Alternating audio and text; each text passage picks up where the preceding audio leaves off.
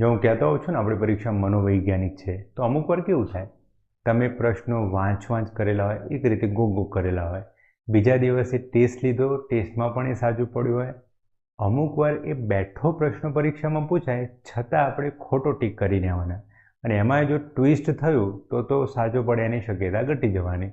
ઉદાહરણ આપો આ પ્રશ્નનું. ગ્લુકોઝનું રાસાયણિક સૂત્ર નીચેનામાંથી કયું? ફ્રુક્ટોઝનું રાસાયણિક સૂત્ર કયું? માલ્ટોઝનું રાસાયણિક સૂત્ર કયું? તો આમાં કન્ફ્યુઝન થવાનું. આનું કન્ફ્યુઝન ના થાય એના માટે આપણે કેવી રીતે તૈયારી કરેલી હોવી જોઈએ? તો જીએસ લેવલથી કહીએ તો સિમ્પલી આ ક્રમમાં આગળ વધ્યા હોય કે 5 પોષક તત્વોમાં એક પોષક તત્વ છે કાર્બોદિતો. હવે આ કાર્બોદિતોમાં 3 વેરાયટી હોય: પોલીસેકેરાઇડ, ડાયસેકેરાઇડ અને મોનોસેકેરાઇડ. પોલીસેકેરાઇડમાં આવવાનું સ્ટાર્ચ, ગ્લાયકોઝન, સેલ્યુલોઝ, આ 3 મુખ્ય ઉદાહરણો. ડાયસેકેરાઇડમાં 3 ઉદાહરણો: માલ્ટોઝ, સુક્રોઝ, લેક્ટોઝ. જ્યારે મોનોસેકેરાઇડમાં આવવાનું ગ્લુકોઝ, ફ્રુક્ટોઝ, ગેલેક્ટોઝ. રાઈટ.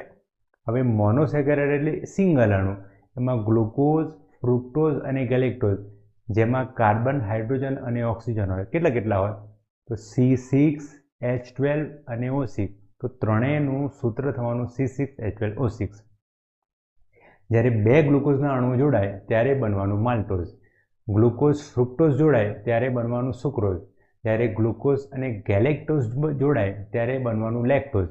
હવે જે આ ડાયસેકેરાઇડ છે એમાં 2 અણુઓ જોડાયા મોનોસેકેરાઇડવાળા, તો 2 જોડાય તો શું બનવું જોઈએ? C6ના બદલે C12 થવું જોઈએ, H24 થવું જોઈએ અને O12 થવું જોઈએ.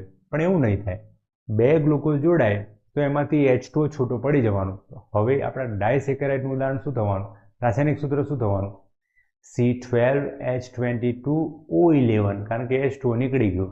તો આવું તમે સમજ કેળવી હોય અને પછી રિવિઝન કર્યું હોય, ટેસ્ટમાં આપ્યું હોય, પાછું રિવિઝન કરવું હોય, ત્યારે જ પરીક્ષામાં તમે એમાં 100% ગેરંટી સાથે ટીક કરીને આવો. આની આખી સમજ આપણે યુટ્યુબના વિડીયોઝ મૂકું છું, એમાં ડિટેલમાં સમજાવેલું છે બધું. ઓકે.